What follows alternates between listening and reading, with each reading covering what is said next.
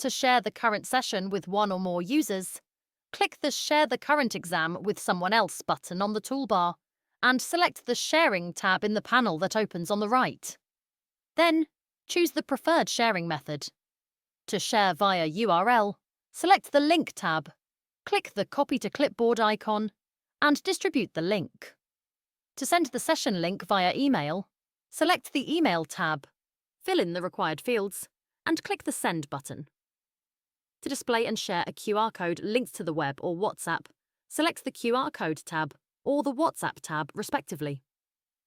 Finally, click the Start Session button to begin the live sharing session. There are no restrictions on the number of users who can join the shared session, and guests can connect or leave the session at any time. However, guests must have a registered account in the system. The sharing panel will display a list of guests currently connected to the session. Each guest will be assigned a colour, which will be used to identify their cursor pointer. During the shared session, all actions performed are visible to all participants, and both guests and the host can interact with the viewer. However, the user who initiated the session can choose to hide patient information, patient history, and any documents or annotations linked to the exam.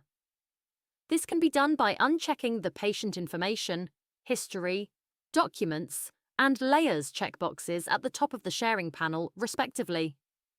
To disable interactions for other users, uncheck the Enable Interactions checkbox instead.